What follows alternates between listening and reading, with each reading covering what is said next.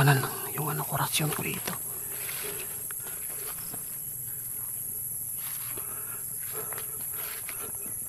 Pag makita ko, meron kanina nag-usap dito kanina. Narinig ko yung mga busis. May aso pa. Guys, nandito po ako ngayon po sa area kung saan po nasagupan natin yung matandang aso na kalaban ni Ramil. Napatay na po ni Ramil yung isa at sinunog na po. Kaya ngayon guys, babalikan ko. Mag-isa lang po tayo dito. Yung abandoned house kung saan po lagi pinupuntahan po ng mga kamag-anak po ng matanda. Kaya tara na guys, kasi po meron po tayo nakikita dito na hindi pa rin nahuli, yung nakatakpo. Yung gumamot po sa nasaksak ni Ramil na nabutan. Ngayon po, samahan niyo po ako na mag-isa. Napakadelikado po talaga yung ginawa ko dahil ako na mag-isa dito. Mag-alas 6 na po ng hapon. Wala pa naman akong nararamdaman dito na mayroong mga kakaibang ginagawa. Kaya tara na guys, iharap ko na yung kamera.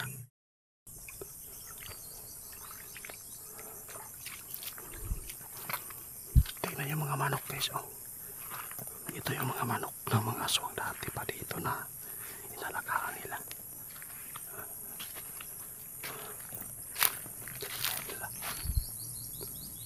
May mga tao dyan sa may kubo guys. May mga tao, yung mga busis.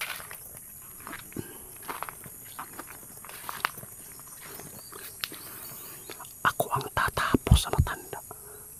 Kasi baka po si Ramil mapapahamak pa. Kasi po minsan si Ramil ay nagsasarili na magplano dito.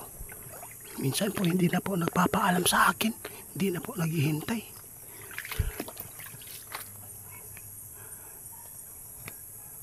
Ayun, may aso. Ito yung aso na nasakupan natin dito. Kaya nandun po sa kaupo.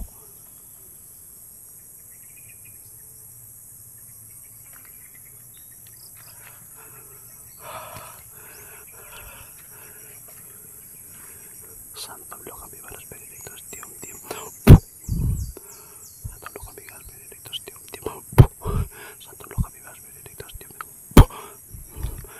Dapat po ang gagawin dito, sunod-sunod na orasyon.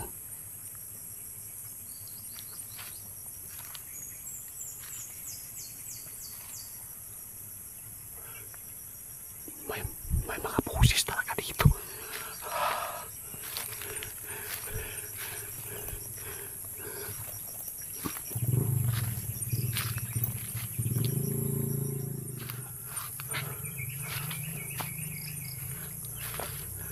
Dito na tayo guys.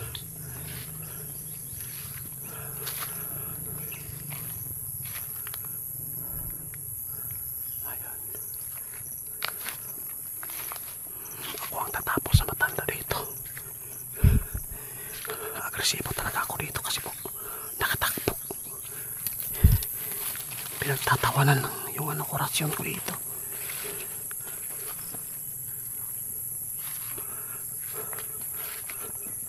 Pag makita ko, meron kanina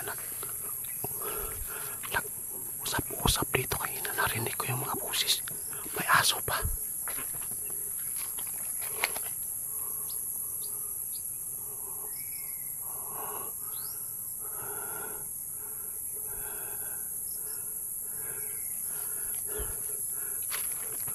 Nakalak pa rin yung guys, yung bahay.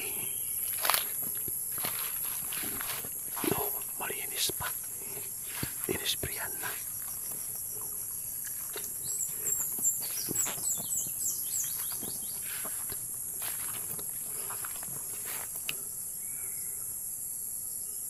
Santam lo kami ang spiritus Dium Dium.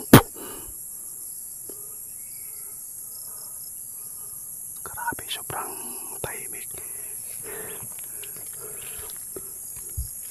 Babalikan ko dito guys. Dito po pinatay ni Ramil.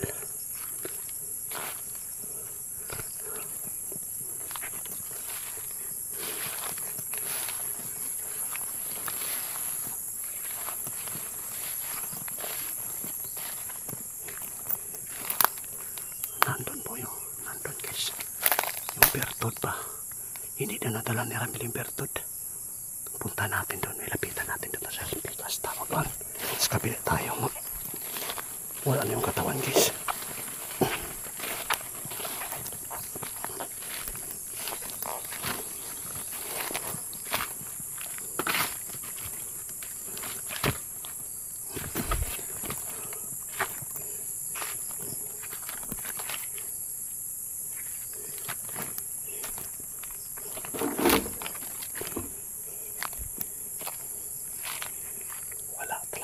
Bertod dito. Wala ihapang Bertod. Nakalimtan ni Ramil.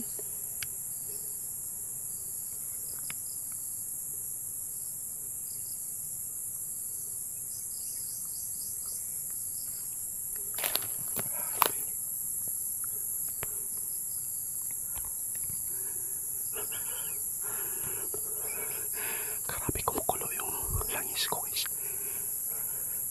Malakas si nanay.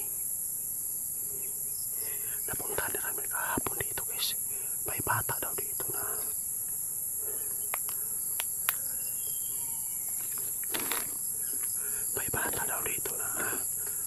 humabol po sa kanyang tatay kasi nagpikir ng lupi. Buti na lang nakita ni Ramil kung wala pa patay kasi inaabangan na pala siya ng pantanang problema dito, guys. Yung bata hindi na kita ni Ramil.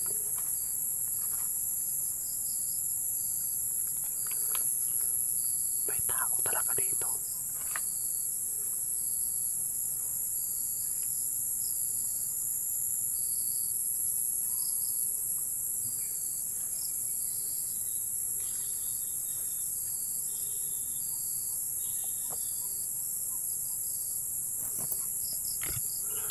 May busis talaga dito, guys.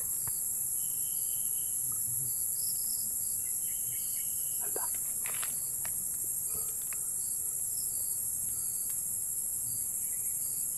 May tao talaga dito.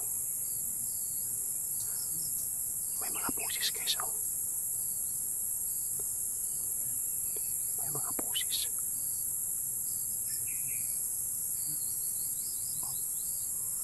Nasa loob ng bahay, guys. Lapitan natin yung bahay, ha.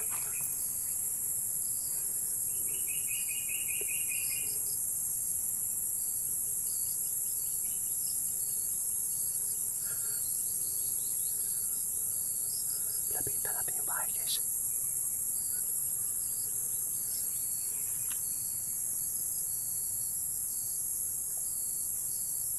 May mga busis dito. Bakit po? Ala, ito yung sasabi ko. Dito daw hinulog ni Ramil yung sinunog. Pero bakit ito lang titingnan natin mamaya, guys, ha. Di kaya dito yung busis.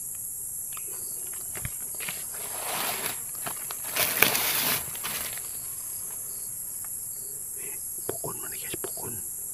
Mamaya titingnan natin. Unahin ko muna dito. May busis dito. Naririnig ko.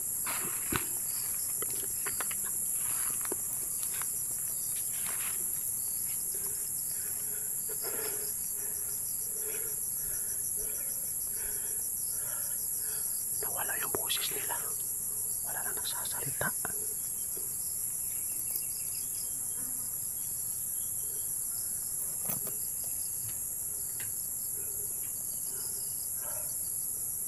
Wala na. Bakit may busis? Di kaya may ukay ito sa baba? Bakit marami? Baka ito yung butas na yan. Patungo dito. Mamaya alugugin ko. Ito yung mga gamit nila sa tinapunan nila, oh. May mga asin.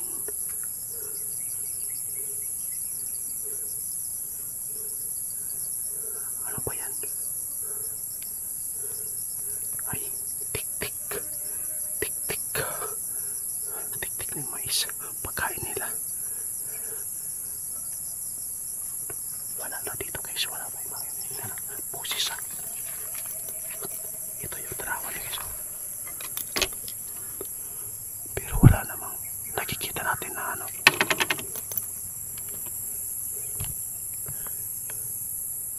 guys,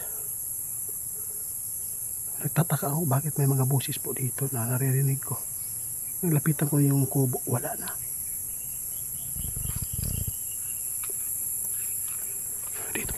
sapa.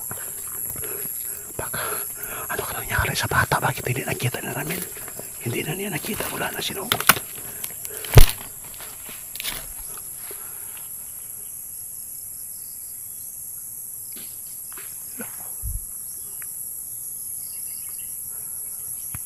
Parang may may tumakbo sa taas.